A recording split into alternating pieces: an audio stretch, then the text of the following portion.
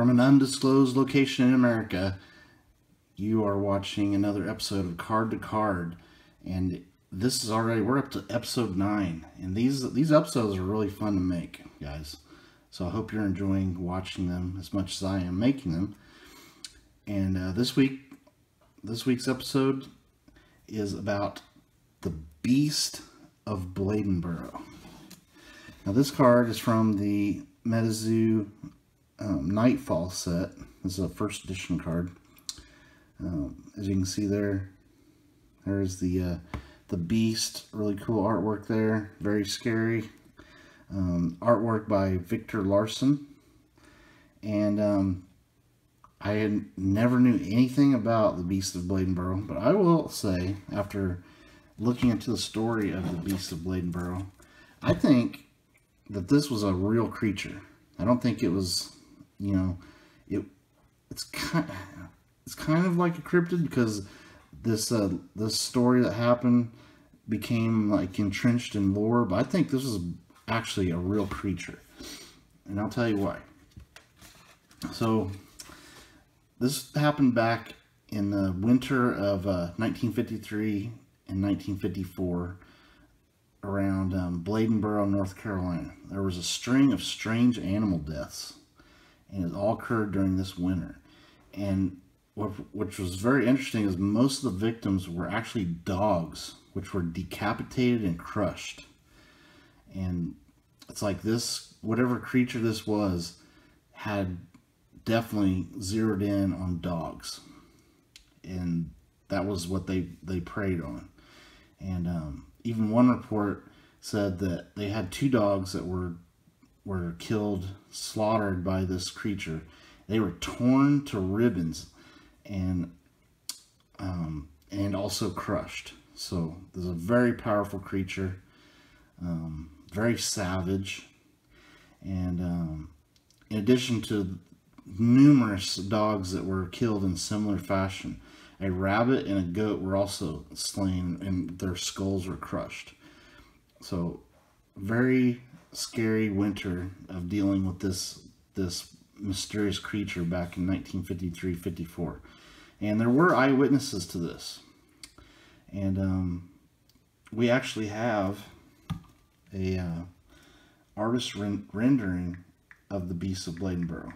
This is the part of the show where we like to show a actual photo. This isn't a photo. This is just an artist rendition. You can see. Very scary looking. Kind of put together from eyewitness accounts. How can you imagine encountering that creature in North Carolina? Crazy. So the eyewitnesses, they claimed that this beast was about 4.5 feet long, walked on all fours, and another witness account said there was a smaller beast running besides it. Now, we're going to talk about, after we look at all this evidence, I'm going to tell you why I think this was a real creature. And another eyewitness account said, actually there were several, that said they may not have seen the creature, but they heard the creature, and it made a sound like a baby crying. How creepy. So another one they said was dark in color and had the face of a large cat, a very large cat. So when you look at all this evidence, and actually I'm being told we have footage of the Bladenboro, North Carolina, the Beast of Bladenboro, back from the 50s, and I did not know this footage existed. So let's go ahead and roll that right now.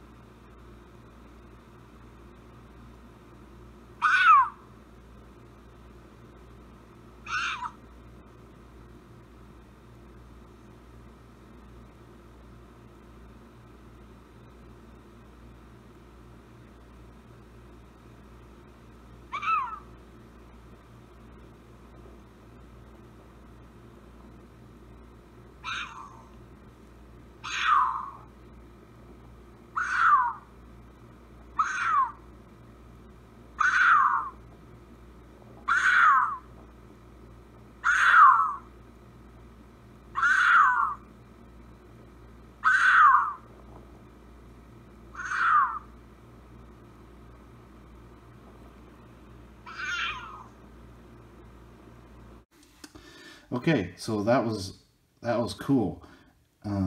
Very freaky. So looking at all this evidence, I am sure this was an actual creature. I think it was probably a panther or a mountain lion or something like that. Mainly because of several clues here.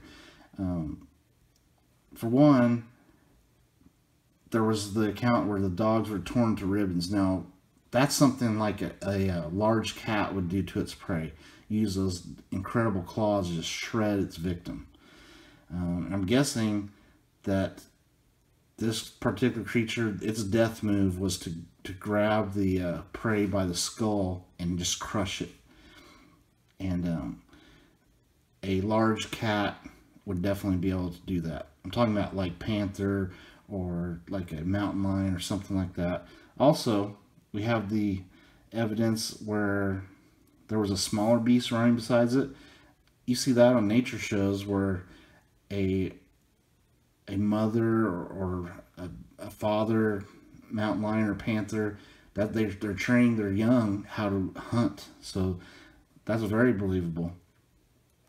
And also another thing we saw in the video, that sounded kind of like a baby crying. That creature, it sounded like that. So, and it clearly in that video, that was a type of large cat, either a panther or a mountain lion. So as far as like a black panther or something, I don't think those are native to that area. I think there are like panthers in Florida. I don't know if they're like native to there or they've become native to that area. I know there's mountain lions in mountainous regions. This being North Carolina, maybe one like migrated over to there, or a panther came up to that new territory, and they definitely had a taste for dogs. And really cool story. I love looking into these cryptid creatures from these MetaZoo sets, and kind of looking into the backstory of these cards. So as we look more into the card, it does say there's always little Easter eggs on these cards when we know the backgrounds of these creatures.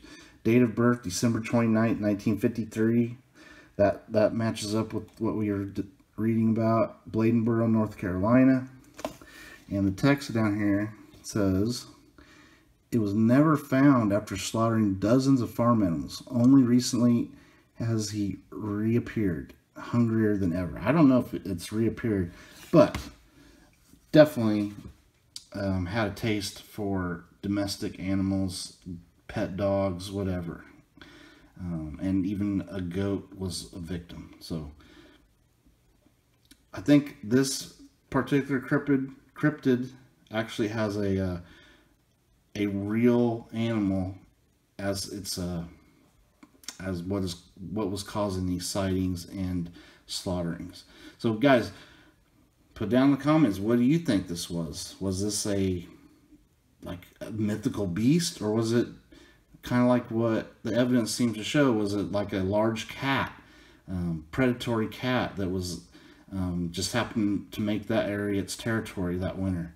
All right, as we always like to tell everybody, keep your eyes out, and if you hear noises like that out in the woods, you definitely want to keep your eyes out. Later.